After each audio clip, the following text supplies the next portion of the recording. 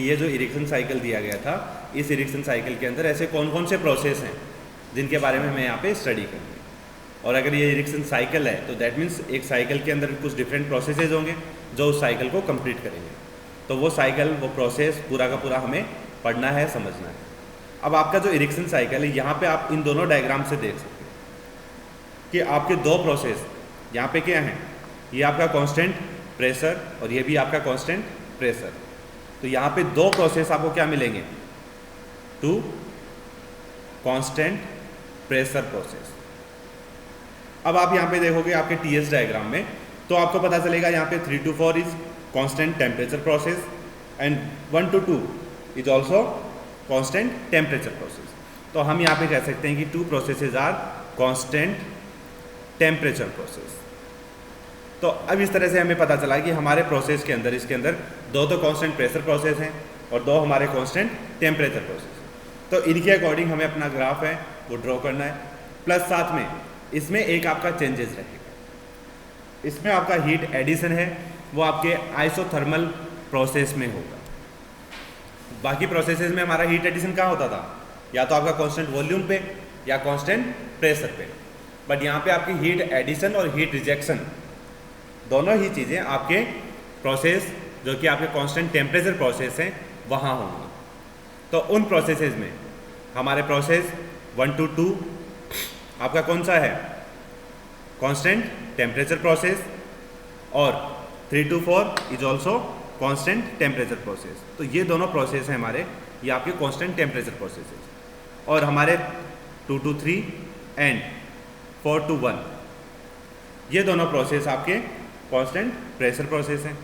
अब यहाँ पे हमें पता है कि हमारे प्रोसेस में हीट एडिशन और हीट रिजेक्शन वो दोनों प्रोसेस हमारे कांस्टेंट टेम्परेचर प्रोसेस में रहेंगे। अब कौन से प्रोसेस में आपकी हीट ऐड होगी और कौन से प्रोसेस में आपकी हीट रिजेक्ट होगी। तो हमारे इस प्रोसेस के अंदर हमारा जो प्रोसेस रहेगा 3 to 4, उस प्रोसेस में तो आपके यहाँ पे हीट एडिशन होगा, यानी हम उसे कह सकते हैं हीट सप्लाई। और दूसरा प्रोसेस आपका 1 to 2, वहाँ पे आपकी हीट रिजेक्ट होगी,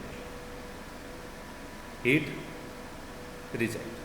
तो अब इन दोनों प्रोसेस में हमें ध्यान रखना है कि आपके 3 to 4 प्रोसेस में हीट सप्लाइड होगी वो कितनी होगी, 1 to 2 प्रोसेस जो है उसमें हीट रिजेक्ट हो रही है वो कितनी हो रही है, और इन दोनों प्रोसेसेस के लिए उनकी वैल्यू क्या होगी, और वो वैल्यू हमें यहाँ पे कैलकुलेट करनी है। तो अब हम यहाँ पे इनकी वैल्यूज़ कैलकुलेट कर सकते हैं। अब सबसे पहले हमारा प्रोसेस यही था कि हमें हमारे ग्राफ को समझना है कि इरिक्सन साइकिल के लिए जो पीवी डायग्राम बनता है वो कैसे बनता है, और उसका टीएस डायग्राम बनेगा तो वो कैसे बनेगा, उनके अंदर कौन कौन से प्रोसेस होंगे और उन प्रोसेस को हम किस तरह से एक्सप्लेन कर सकते हैं। तो हमने ये सारी चीज़ें एक्सप्लेन कर दी।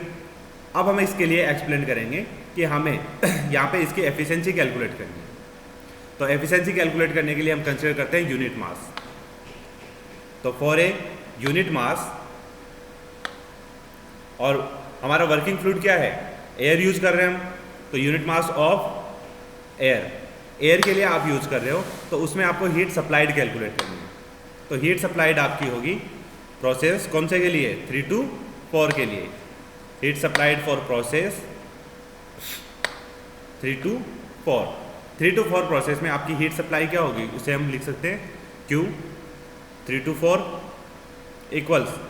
अब यहाँ पे आपकी हीट सप्लाइड है जो कि कांस्टेंट टेम्परेचर प्रोसेस है। तो कांस्टेंट टेम्परेचर प्रोसेस है तो यहाँ पे आप mCv/dT से टेम्परेचर हीट की वैल्यू कैलकुलेट नहीं कर सकते, क्योंकि यहाँ पे आपका टेम्परेचर तो कांस्टेंट है। तो आपका अगर यहाँ पे टेम्परेचर कांस्टेंट है तो इससे आपको यहाँ पे हीट नहीं मिलेगी। तो इसलिए अब आप क्या करोगे, आप यहाँ पे फर्स्ट लॉ ऑफ थर्मोडायनेमिक्स, उससे वर्क डन की फॉर्म में आप यहाँ पे हीट कैलकुलेट करेंगे। और कांस्टेंट टेम्परेचर के लिए हमने फर्स्ट यूनिट के अंदर फर्स्ट लॉ ऑफ थर्मोडायनेमिक्स में वर्क डन कैलकुलेट किया था। तो वर्क डन जो कैलकुलेट किया था कांस्टेंट टेम्परेचर प्रोसेस के लिए वो क्या था हमारे पास, RT। अब यहाँ पे T क्या है, 3 to 4 में जो एक टेम्परेचर आपका T2, 3 to 4 प्रोसेस के लिए हमारा टेम्परेचर T2 है, तो यहाँ पे आ जाएगा RT2 log, जिसका बेस E। अब यहाँ पे वॉल्यूम का डिफरेंस कितना है? Hello sir. हाँ है वो आपके प्रोसेस के अकॉर्डिंग टू फर्स्ट लॉ हमारा वर्क डन क्या आ जाएगा, RT2 log V4/ V3। या हम इसे और अगर सिंप्लीफाई करना चाहें तो हम वॉल्यूम को प्रेशर के अंदर कन्वर्ट कर सकते हैं। प्रेशर के अंदर कन्वर्ट क्यों कर रहे हैं? क्योंकि हमारे यहाँ पे प्रेशर में डिफरेंसेस मिल रहे हैं हमें, तो प्रेशर में जो डिफरेंसेस मिल रहा है तो उसके अकॉर्डिंग ये हो जाएगा RT2 log E। अब आपका प्रेशर प्रोसेस कौन सा है? आपका कांस्टेंट टेम्परेचर प्रोसेस, और कांस्टेंट प्रेशर में क्या, टेम्परेचर में क्या होता है? PV इक्वल्स RT, और RT दोनों कंपोनेंट कांस्टेंट, तो P1 V1 equals P2 V2। तो यहाँ से हम लिख सकते हैं कि आपका यहाँ पे P3/P4, क्योंकि V4/V3 है तो इसका इक्विवेलेंट आएगा P3/P4। तो इन दोनों की वैल्यू है वो हमारी ये आ गई। अब यहाँ पे जो प्रेशर डिफरेंसेज हैं, यानी कि प्रेशर का रेशियो है, उस प्रेशर रेशियो को हम यहाँ पे डिफाइन करते हैं RP से, स्मॉल r एंड P। तो P3/P4 can be defined as small r and P। जैसे हमारा ये V2/V1 क्या होता था? R से हम डिफाइन करते थे कंप्रेशन रेशियो, वैसे ही ये आपका क्या है? Pressure ratio. तो इसे हम RP से डिफाइन कर रहे हैं, तो ये हमारा हो जाएगा प्रेशर रेशियो। तो अब हम इस इक्वेशन को और सिंप्लीफाई करके लिख सकते हैं RT2 log E RP। तो ये हमारी वैल्यू आ गई किसके लिए? Heat supplied for the process 3 to 4। अब हमें कैलकुलेट करनी है हीट रिजेक्टेड। तो जैसे हमने हीट सप्लाइड कैलकुलेट की थी, वैसे हम हीट रिजेक्टेड कैलकुलेट कर सकते हैं, और वो कौन से प्रोसेस में होगी? During process 1 to 2।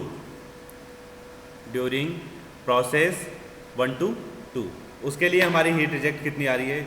उसे हम लिख सकते हैं Q1 to 2 will be equal to as it is work done के 1 to 2 में। तो अब इसके अंदर हमारा वर्क डन आ रहा है RT1। यहाँ पे टेम्परेचर आपका T1 है, इसलिए हम लेंगे RT1 log वॉल्यूम में डिफरेंसेज V1/V2, और इसे अगर हम वॉल्यूम को प्रेशर में कन्वर्ट करेंगे तो ये हमारे पास आ जाएगा RT1 log P2/P1। और P2/P1 है वो भी आपका क्या है? यहाँ पे P2/P1। तो प्रेशर डिफरेंस है, प्रेशर डिफरेंस है तो उसे हम किससे लिख देंगे? RP से। तो वो वैल्यू हमारे पास आ जाएगी RT1 log RP।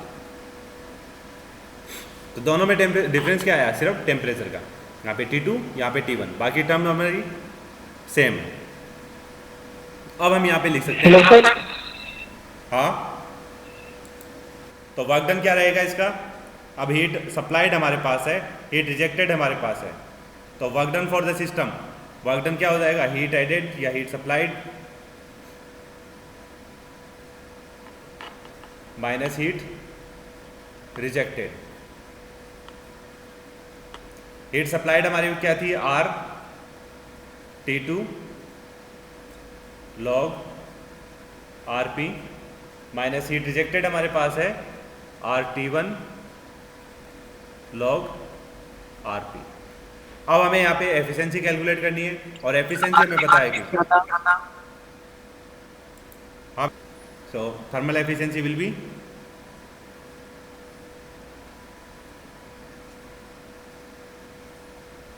Work done upon heat supplied.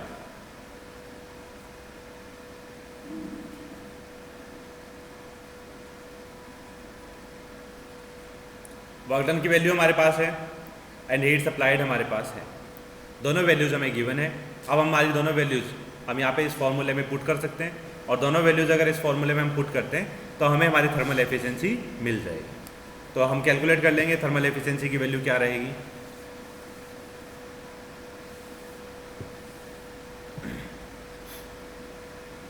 So thermal efficiency is RT2 minus T1 log RP।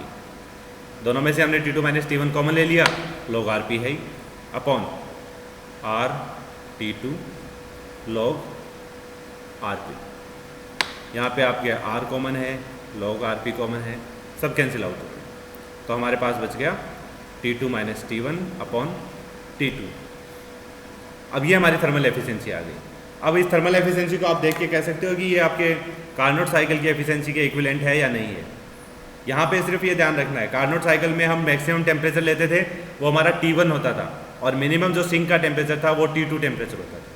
यहाँ पे हमारा मैक्सिमम टेम्परेचर T2 है और मिनिमम टेम्परेचर T1 है, तो दैट मीन्स चीज़ दोनों ही सेम है।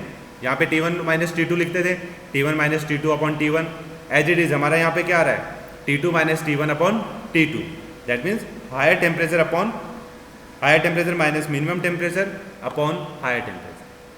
तो आपकी वही एफिशिएंसी हमें यहाँ पे भी देखने को मिलती है जो कि आपके कार्नोट साइकिल में मिलती है।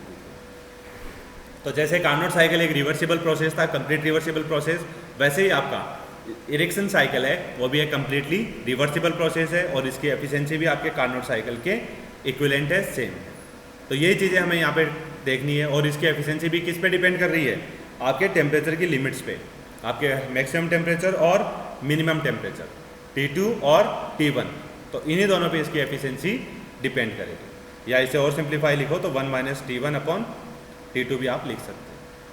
तो ये आपकी वैल्यू है एफिशिएंसी की इरेक्शन साइकिल के लिए, जो हमें यहाँ पे कैलकुलेट